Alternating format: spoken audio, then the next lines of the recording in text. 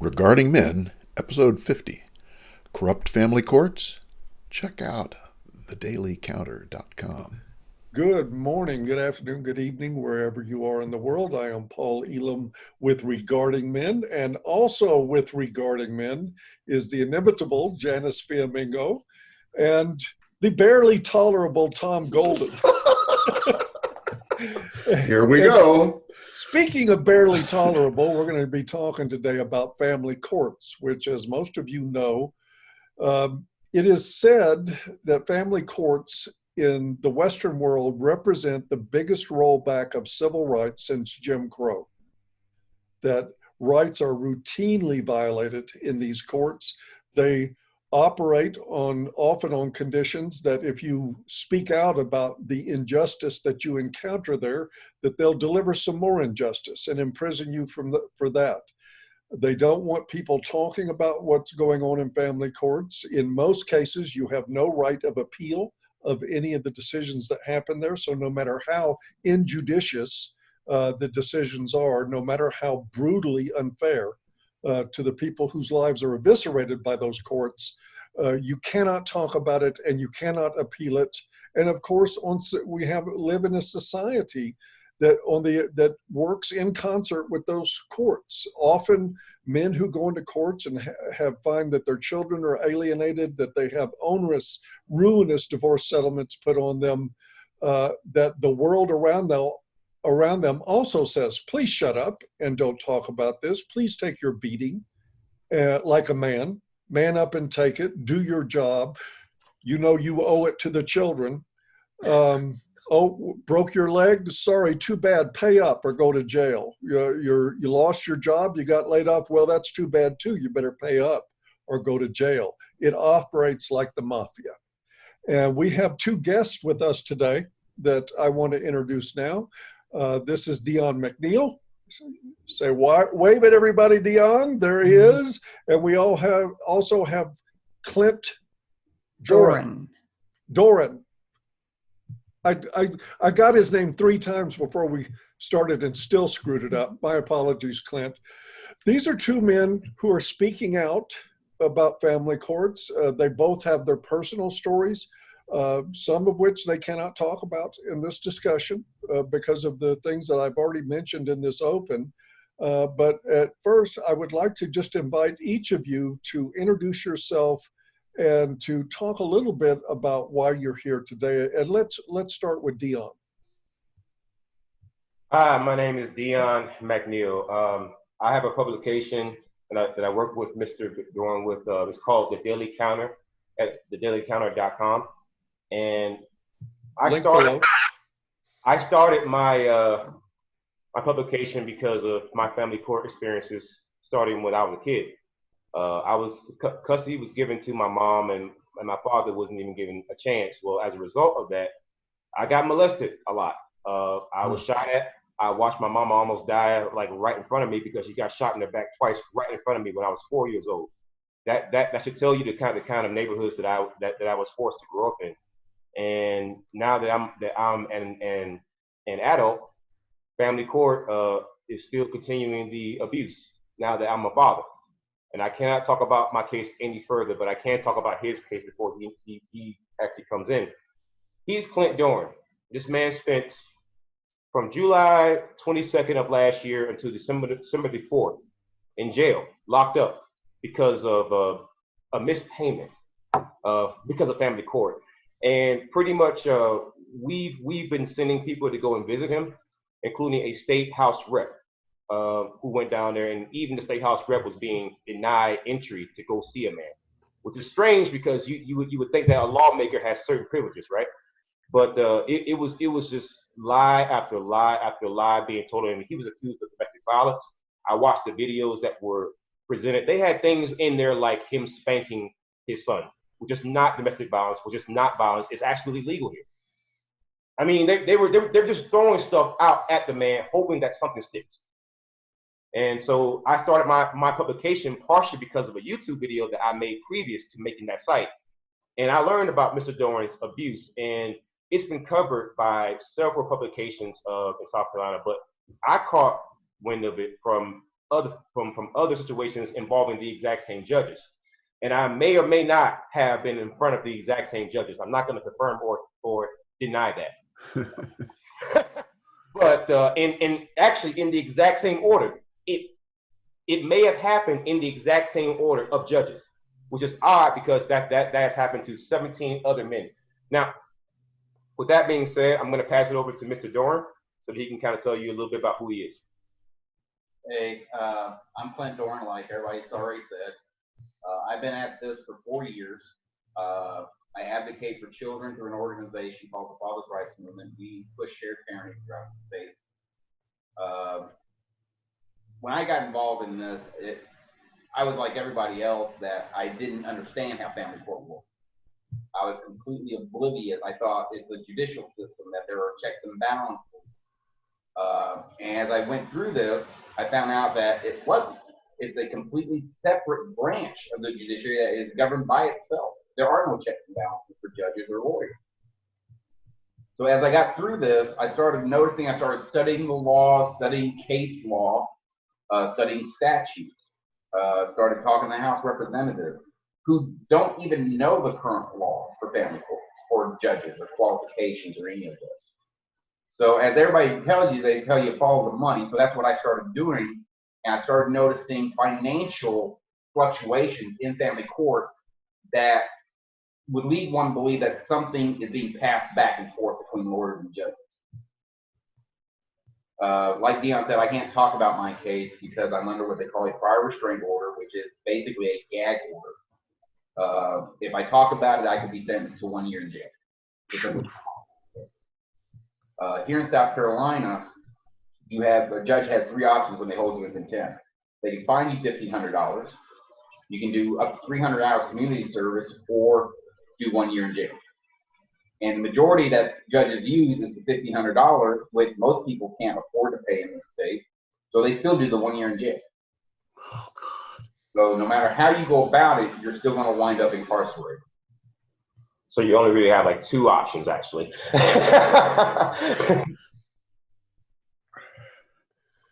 Clint, Mr. Doran was actually recently, he was looking into some of the spending and some of the budgets that were provided towards the family courts. Now there's a certain budgetary constraint that family court is supposed to have.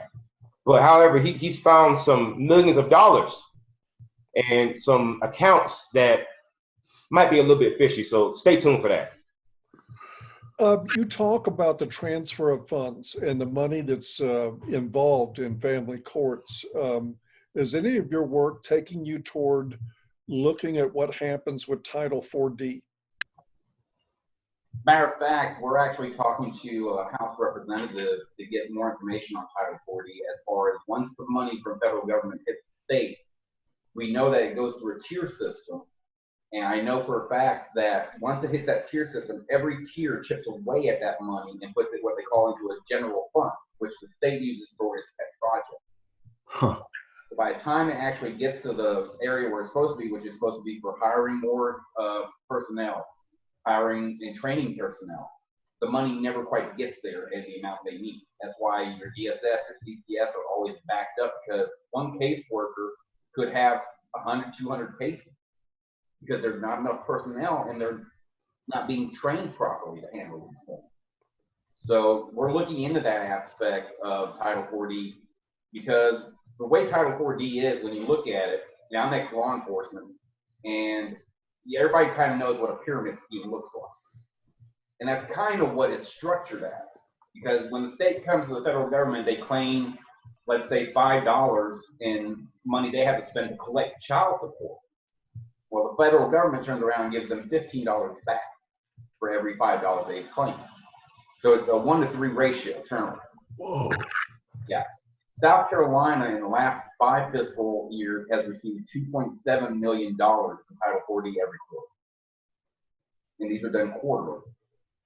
So it has declined a little bit over the last 3 years, but it's starting to spike back up. With more divorces, more custody cases coming in family court, the numbers are going back up there.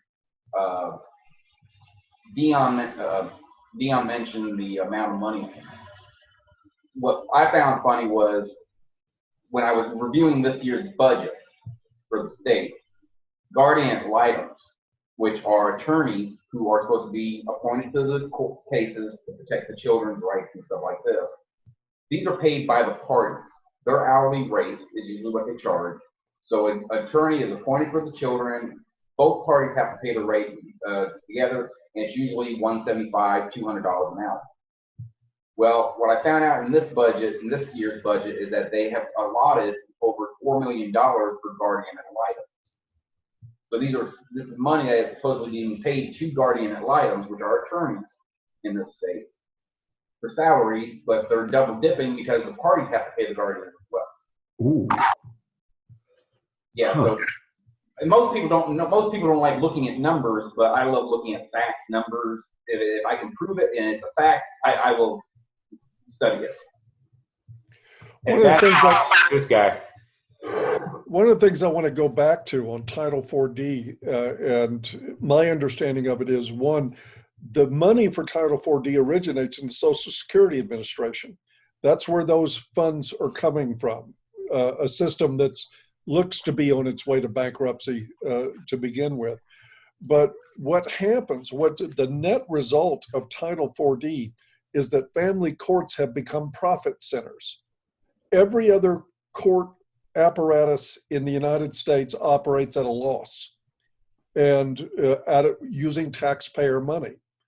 But they figured out, and they started this model in Michigan, a book I can recommend. I forget the woman's name who wrote it, but it's called Friend of the Court, Enemy of the Family. If you Google that, you'll find that book. And she documented what was happening. One, there's lots of money to be made in collecting child support. There is no money to be made in enforcing visitation orders. So the Friends of the Court, supposedly advocates for the children of divorce and with a fiduciary responsibility toward those individuals, totally ignore the violation of visitation orders. There's no bucks to be made in it. Yet we talked about Clint here going to jail for 6 months for missing a single child support payment. And they will jump on that in a hurry because that's where the money is. This is a racket. It's a racket. And now we have our courts being profit centers. This is an awful thing that's going on. And the sad part of it, I remember seeing Ron Paul, who is, love him or hate him, Ron Paul has a long, glorious history of challenging abuses by the state. He was asked about Title 4D and he had never heard of it. That's how far our representatives are. If a guy like Ron Paul's never heard of Title 4D, do we really want to imagine anybody else has? Wow. Absolutely not. And not only that, he was not interested in hearing about Title 4D. Well, the thing is that Clint, he helped me to see that family court judges in this state are being paid handsomely as compared to the other judges. Now, for example, Clint, I believe you said that they were getting paid more than appellate court judges. Here's that what Dion's talking about is, again, on the state budget, our Supreme Court justice is paid $200,000 a year, where our family court judges are earning $158,000 on average. It's only a $34,000 difference between what a judge who works in a court which is considered the lowest court in our state compared to the highest court in our state. There's only about a $4,000 difference or $40,000 difference from an appellate court judge to a family court judge. Wow. And these two, the appellate court and the Supreme Court, these judges are required to have certain qualifications, certain histories, and they don't have the protection a family court judge does or a family court lawyer. Because here in South Carolina, they have a statute that protects them from any wrongful prosecution. So that basically allows them to do whatever they want without any recourse coming back. And then the other thing is that when it comes to the family court judges, statutes that actually protect them, those were put in place by something that we call the General Assembly. But the thing about the General Assembly is that they actually pick the judges here, right? There is no voting on judges. There's a committee known as the Judicial Merit Selection Committee here, right? And that is comprised of mostly lawyers who are also lawmakers. Like, for example, the guy who's the chairman of that is goes by the name of Senator Luke Rankin. So Luke Rankin, for a period of 2008 to 2016, from legal fees, has made millions of dollars off the same judges that he picks. Now, it gets worse than that now. It gets worse than that. Believe it or not, it gets a lot worse than that. That is hilarious. So let's say that you have a complaint about a judge. There's an office here called the Office of Judicial Conduct. It's headed by a guy by the name of John Nichols. So in 20 years of complaints about judges, there hasn't been a single public reprimand given from that office. Not even one, right? So we had a judge who normally has litigants drug tested for marijuana, and we found out that she was arrested for marijuana before. So we found out all the complaints that this one particular judge had, such as there was a complaint by a young man by the name of Matt Younginier. This judge tried to have his kids sent away 4 states away to Montana at the cost of $38,000 based on an opinion. And so his whole case got vacated. Meaning, if you understand, when a case gets vacated, it's pretty much like the case never even happened. Okay, so that should be already a red flag to you. But then we found a guardian ad litem who went up against his child's mother in court in front of this exact same judge. The child's mother was out on bail for felony child endangerment, and yet somehow still got a favorable judgment in that courtroom with the exact same judge against a guardian ad litem and a former police officer. We complain about all that, right? Not only was the complaints ignored, when the litigant, the main litigant who was complaining by the name of Matt Younginier was told, hey, we need more evidence, he goes to get more evidence, and then before he could actually present it, he was shut down by Luke Rankin. He says, the comment questions are over. This judge has already been confirmed. And Matt sitting there yelling on video, recorded in transcripts, you name it. He's out there yelling, hey, I'm trying to give you the evidence that you asked me for. And he wouldn't even hear it. So basically what happens is, and this is only allegedly, some judges could actually pay lawmakers or lawmakers will have agreements. If you vote for this bill, I will confirm your judge. Allegedly, that's what happens. I'm not saying that that's exactly what happens. However, when you start looking into some of the links between these judges and these lawmakers, you begin to ask yourself some questions. Yes. I've got plenty. Yeah, really. Oh my goodness. Man, that's quite a story. Yeah. Can you tell us a little bit? I first got exposed to your work, Dion, in reading about Judge Conitz in South Carolina. Can you tell us a little bit about that story? All right, so there was a judge here by the name of Rochelle Conitz. There was a case that happened featuring Mark Rosler and Sarah Rosler. Mark Rosler was a combat veteran from Iraq, and he had recently come home. And there was a divorce that was initiated by Mr. Rosler because his wife was physically abusive. There was a police report and everything else that was actually involved in it. It's according to court documents. Now, I only found out about this case because whenever there is an appeal in a family court case, then it becomes public record. However, it's like a regular court case. Oftentimes, what happens is the case ends up becoming sealed, or as Clinton reported, what kind of order is it again? A prior restraint order, so that not only is the case sealed, you can't even discuss it. So, in this case, Mr. Rosler revealed to Judge Conitz that, hey, she was being physically abusive, and Judge Conitz acknowledged this by granting him a divorce based on physical cruelty from his wife. Now, family court is required to give children to parents based on the best interest of the child. Now, you will hear that term a lot. The best interest of the child. Is the best interest of his children, was that best served by her getting custody of all the kids, and then also Mr. Roaster being ordered to pay $4,000 a month in child support?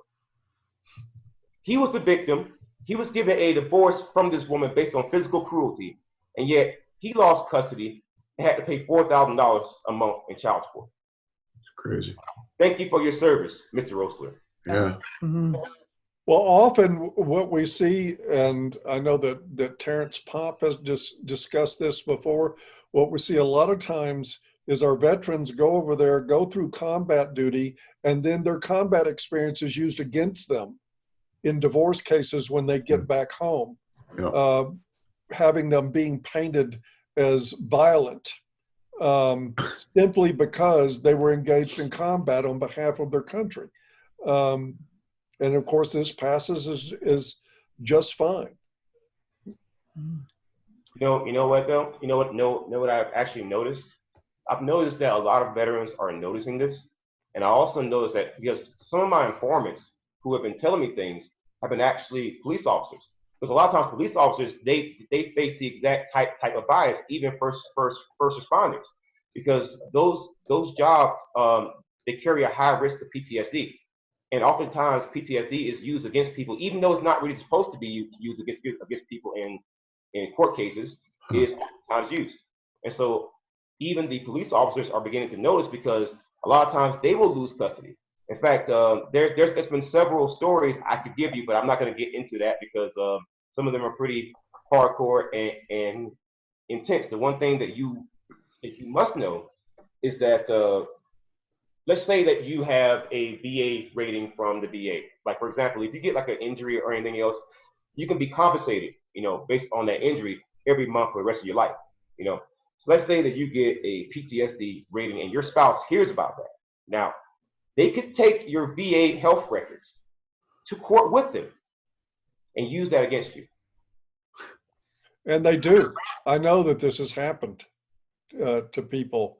And it strikes me as particularly egregious considering that any mental health issues claimed by women, mothers, in court immediately elicits the court's sympathy and support and becomes a reason to put even more onerous standards on the male and the father in those situations. Absolutely horrific.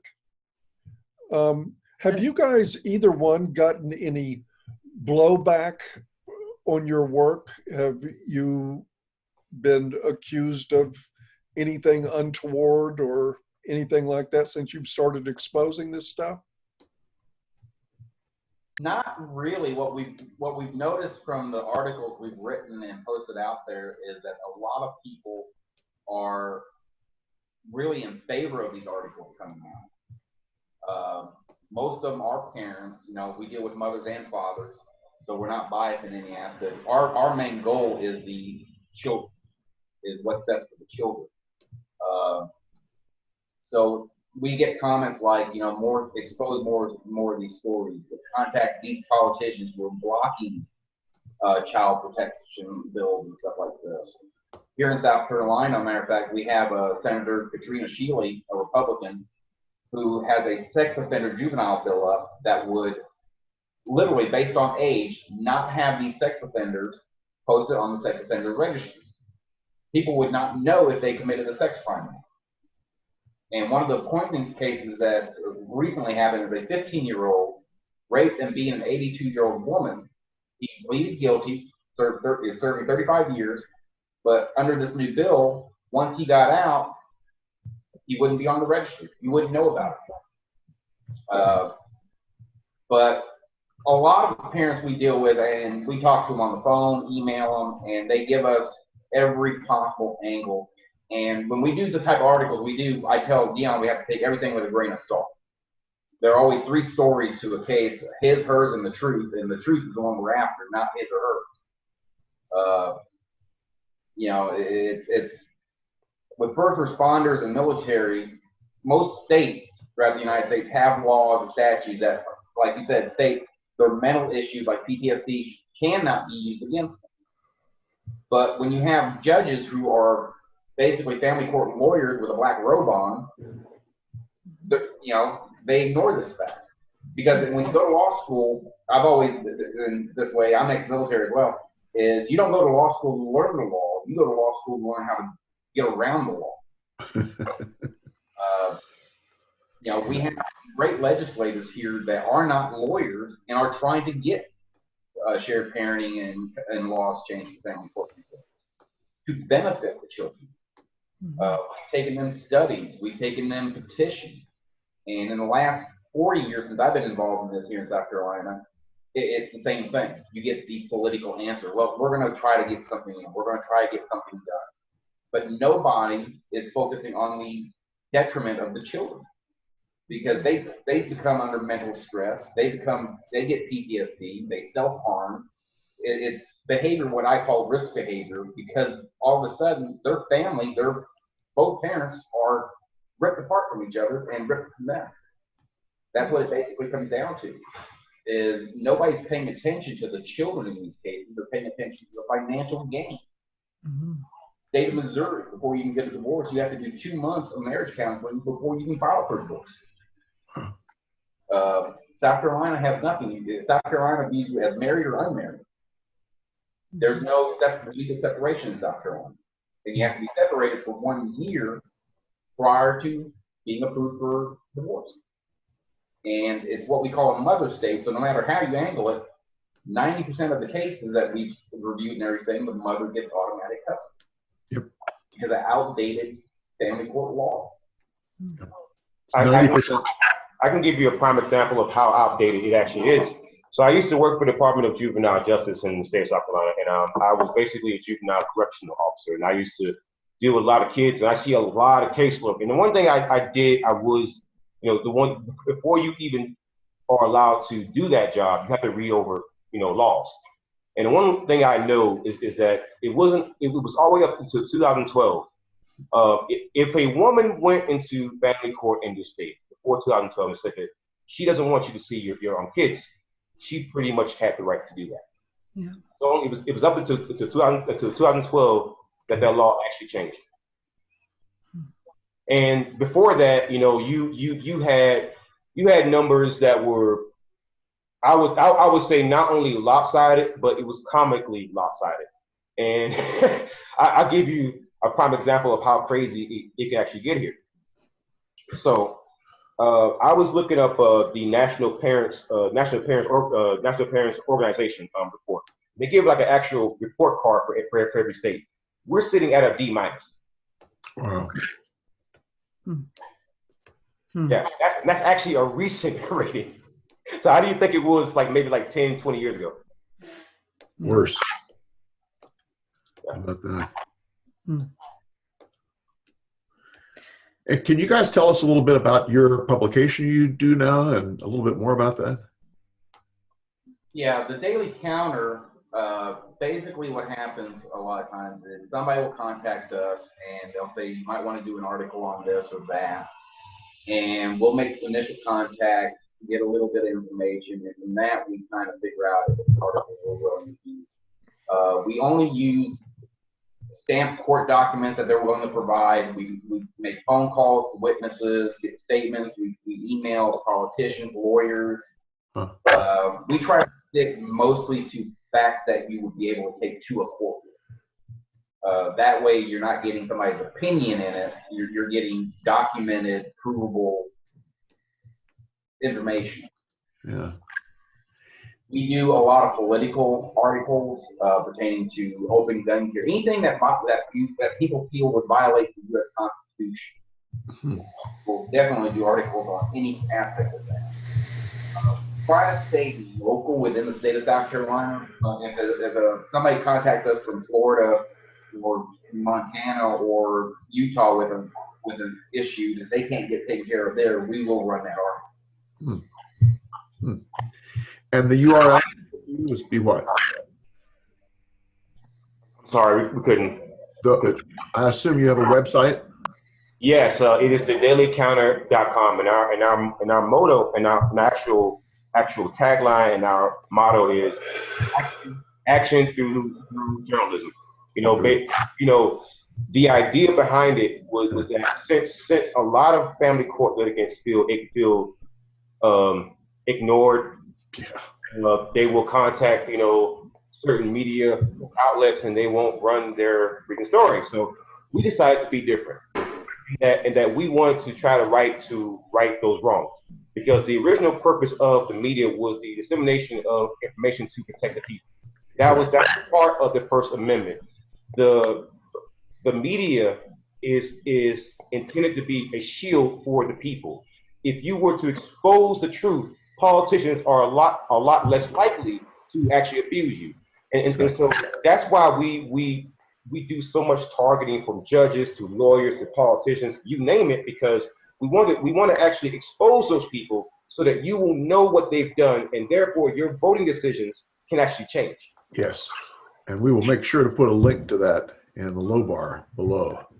Also, would you guys like to hear from other people who have gone through similar experiences to the one we're talking about? I mean, is this a kind of place they can take their story to you and talk to you about it?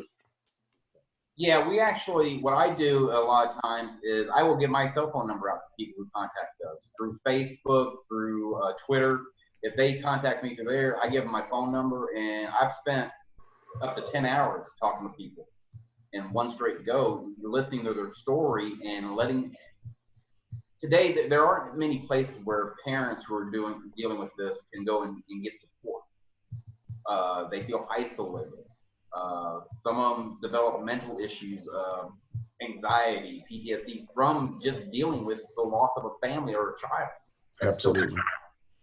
So yeah, it definitely, if they contact us, even if it's just, if they don't want an article, if they just want somebody to listen to them, we do that. Wow. Awesome. That's excellent. Important work you're doing. It's great stuff, man. Sure is. Yeah. Is there anything about your work or what's going on now with the Daily Counter or any of this that you haven't been asked that you would like to let people know about? Right. So people have always asked me. Well, they haven't asked me the direct question of why do I want to do this and why does Clint want to do this. Well, I can't speak for Clint, but I can speak for me. Is that I attended this political action committee meeting, and they said something that was very, very touching. It's very, very important too. Is that people oftentimes try to contact their politicians, their governor, the president, and everything else, and they love the beg and plead and everything else, and that is an incorrect strategy. Your strategy is should basically not to be to change the politician, but to change the environment in which they operate. So that's what I'm doing by exposing these stories, by showing the connections to the politicians and the judges. I'm not trying to change them, because I'm not going to change people. I will never change people. What I'm doing is I'm changing the battlefield in which you fight. So basically, if I can raise the public's consciousness of the family court abuses, if I can raise the public's consciousness of corrupt politicians, then maybe, just maybe, those people will demand change. Amen. One of the reasons I got involved in Dion's work was basically because it gave us another outlet to educate parents or people that aren't involved in family court issues. That, we all watch Law and Order, we know what a regular criminal court works like. But family court, most people don't realize what actually happens behind those closed doors. That we have a judiciary that wants to maintain a secrecy about itself and not be exposed to doing illegal and unconstitutional things in the courtrooms. You see articles all the time in the last couple of months where this judge allowed this judge allowed that, and it was wrong. The child got hurt or something, and the judge made a mistake, and knowingly did it. So my focus was basically trying to, not for my case, but when I started hearing other parents' stories. I mean, we all have horror stories with family court, and some of them are more horrific, some of them are less horrific, but they all kind of follow the same guideline. And it gives people a way to get their story out without violating some court order like the prior restraint order. They may not be able to tell their stories, but we can. Mm. Yeah, good stuff. Yeah, it's excellent. Folks, we've been talking to Dion McNeil and Clint Doran. I'm going to screw this guy's name up no matter what I do. Clint Doran. We've been talking to Clint Jones. Oh, God. But Thank it's you. been very informative. I love the work you guys are doing. I know that Yeah. we did something similar for a while at ABFM, and we had, in the Mary Kellett case, we had prosecutors trying to get judges to gag us, and we had a judge in West Virginia, as a matter of fact, had to recuse herself from a case because of her conduct on the bench. I know the territory you guys are getting into. This is a very corrupt world in family court. If people knew how corrupt it was, the voters would change it. But most of the time, they're happy to stay willfully ignorant of what's going on. Yeah. But I salute you both. The Indeed. website is thecounter.news.blog. You will find a link below that. Go there and look for their donation button if they have one. Mhm. And if they Yes. don't, they need one. And you can help them by visiting their site, putting their articles on Facebook and other places, And get the spreading the word word. out to other people. It doesn't have to be money, just spread the word. Man, Yep. we've got a couple of guys here really working at having an impact on this system. And that's why we're having this discussion. We owe it to them to get behind their efforts. Well And said. Mm. we Yeah. salute both of you. Yeah, Well we do said. indeed. Yeah, thank you very Salute. much. So much. Thank you guys. I really do appreciate it. And the one thing that I will say, man, is that honestly, the first inspiration that I got was actually Paul Elam, because I watched the Red Pill documentary and I was like, man, I don't know how you do it getting that much hate, man. It is. Oh, I understand that completely. I think it's helped my beard. Oh, God. Call this the beard of hate. And I'm very proud of it. With that, we're going to wish everybody a great week, and we will see you next time on Regarding Men. Thank you both. Thank you both. Appreciate the work you're doing, man. It's good stuff. Really do. We'll see you. See ya. Bye-bye. Bye-bye.